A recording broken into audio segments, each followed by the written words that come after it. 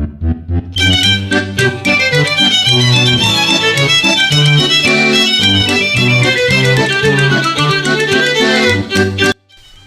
there again, YouTube. It's Buster again, and we're now going to look at the second instalment of my amazing adventures. And what we're going to talk about this time is why I joined the Royal Navy, and we're also going to go through my experiences at HMS Raleigh and some of the fun things that happened there and not so fun things as well. Now, the reason I joined the Royal Navy was really that I lived in a place called Stevenage, which is just north of London. It's about 30 miles north of London. Stevenage is quite a boring town, or it was back in the 1970s anyway. We didn't have a lot going on there. I went to British Aerospace as an apprentice in the training school, which you can see behind me. As I mentioned before, it was a bit boring in Stevenage. We used to go down to the Mecca, which you can going to see behind me here on the screen behind me. It was the 70s. I mean, some of the music was quite good. I was really into soul music, etc. At work, I used to work on Swing Fire, which is a missile system. Worked in the precision products department of British Aerospace. We made SINS gyro wheels for compasses, so it was all military stuff that we were actually making. Anyway, one day I sat down with my mate Mac, and we decided we'd had enough of Stevenage and we wanted to see a bit more of the world, be a bit more adventurous, get out and about, and stop wasting our lives in a backwater. So we decided that it might be a good idea to join the Merchant Navy. Both of us applied to the Merchant Navy. But at that particular time, it was just after an event called the Cod War. There'd been battles between Britain and Iceland, I think, over fishing grounds. And the Merchant Navy at the time were only taking on officer cadets. And it turned out I was too old to be an officer cadet.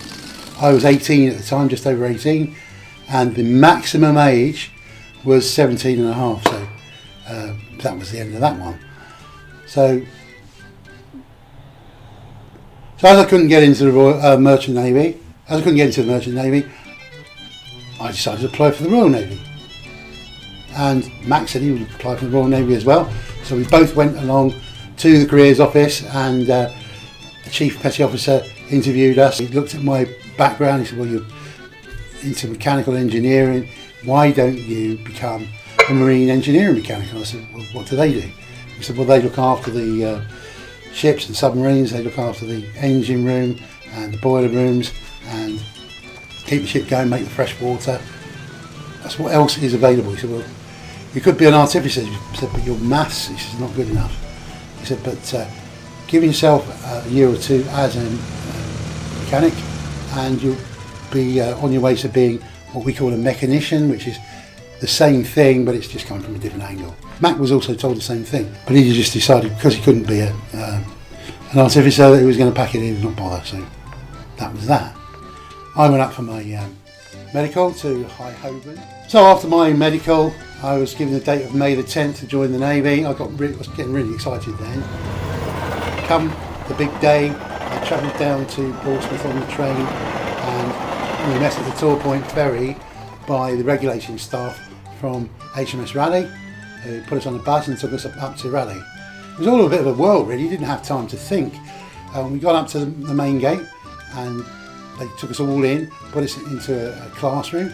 This Lieutenant Commander came out and told us how lucky we were to be accepted into the Royal Navy and how we'd joined an exclusive club, and basically how lucky we were to have been accepted.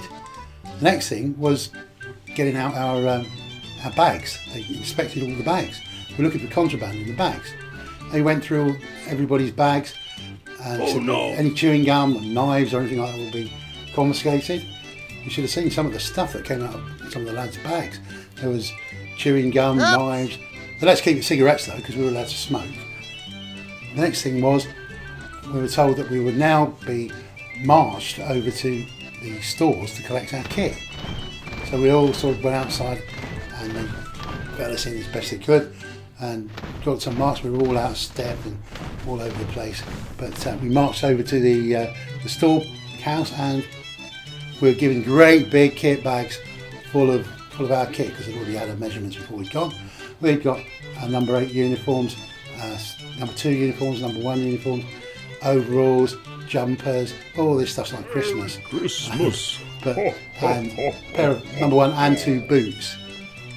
After the stores, we were told to take all of our kit back to our block. We went over to the Frobisher block, and our petty officer, Tug Wilson, introduced himself. He said your next agenda is to go and get your hair cut, all of you. And I said, well, I've already had my hair cut. He said, no nonsense. Everybody has a haircut. So we dumped our bags, all taken over to the barbers, and we're all shorn, basically. So you can see the pictures behind me of some severe haircuts of people to get joining the services. Actually, I was quite shocked because some of the guys I didn't even recognise after they had a haircut. Because we had guys with hair down. There was a guy from Newcastle, he had hair down in. He spoke to me, I'd already spoken to him in the classroom. He said, all right there. I said, oh, I didn't even recognise you. From there we went back to our mess, and we were told in no uncertain terms that our boots had to be bald for the morning, which was spit and polish on the toes. As you can see, there's a pair there which you can see the being done. Well, they weren't my boots, but there's a pair that's been quite nicely polished up. And we told all of our 8s, number 8 uniforms needed to be pressed for the morning and to be wearing them first thing in the morning as soon as we were awoken. So after sitting there half the night trying to pull the boots up, giving it this, and hoping that they'd come out properly, we all managed to get our heads down, and in the morning we were rudely awakened by the quartermaster making the pipe, blowing his boatswain's whistle and saying, wakey, wakey, rising sign, you've had your kip and I want mine. So we were all up, out of bed, washed into our number 8s, and mustered outside to be marched to breakfast. We marched over to breakfast, still a rabble, had a nice bit of bacon and eggs, and that. The thing is, the food was pretty good. After breakfast we were told to be back outside by 7:20, which we did, and we were all falling in again, and marched down to the parade ground, where we met our drill instructor. He was there to whip us into shape over the next 6 weeks, as he told us in no uncertain terms. So we were all drilled, marching around the parade ground, left, right, left, right, left.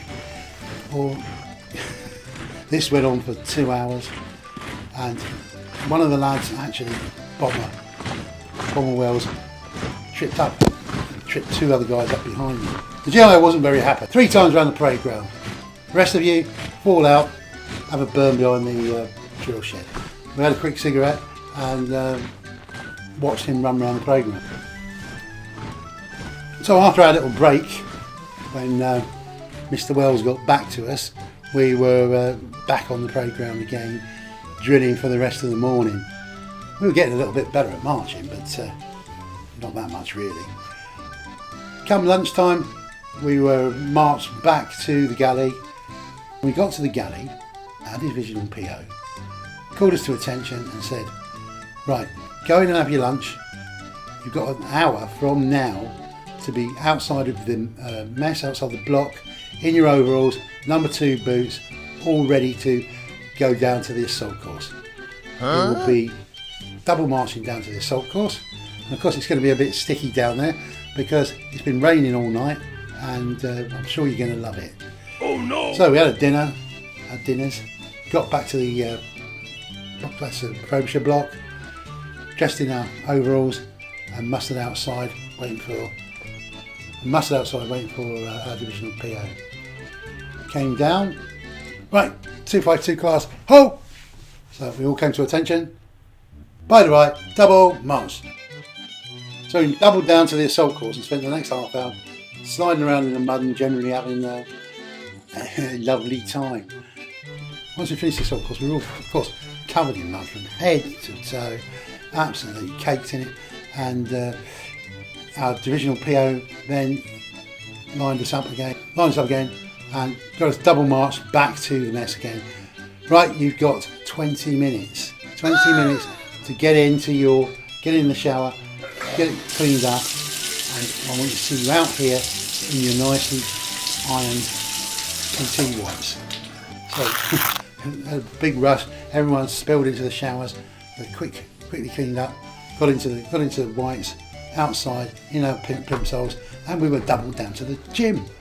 Got to the gym, and straight into the gym. Black circuits. I don't know if anybody's done a black circuit. I know what black circuits are, but they're pretty tiring events. Did black circuits for the rest of the afternoon, by which time it was 5 p.m. We went back to the mess. We were again taken back to the mess. Another shower, clean into night clothing. This type of routine went on for the next 4 weeks. We did get a bit of time to go down the bar in the evenings. I'd taken 21 pounds with me, and which I thought would be enough, which was quite a lot of money back then actually. I managed to spend all of that in the first fortnight, which was, beer at that particular time was probably around 20 pence a pint. When it came to payday, I thought, well, at least we're getting paid. I was getting paid for 2 weeks. You had to go on a pay parade at that time. You'd stand in line, you go up, salute, hold your hand out, say your official number. I was D1659590J, sir. Put the money in your hand, and you marched off to the side. I looked at the money they'd give me, and it was like 12 quid. For 2 weeks, £12. At that particular time, I really did feel like just packing in and going home. I'm going what they call pre-voluntary release, PVR. The only reason I didn't was that I was thinking, well, what would my mates say if I just packed it in after I'd given it a few weeks. So I didn't.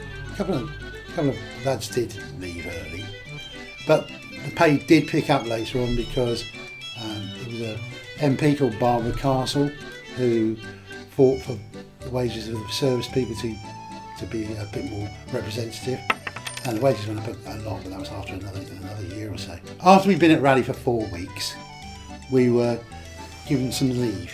We were allowed to go out for the evening. Yes, we had a night's leave. We were about to go out onto the big town of Plymouth, and for the very first time. Unfortunately, I haven't got time to tell you about it all this time, but when you come back next time, I promise I'll tell you all about it and everything we got up to. So in the meantime, don't forget to hit the big red button below and subscribe to the channel, and like it, give us a like, and also tell your friends on Facebook. And I look forward to seeing you again. It's bye from me, Buster.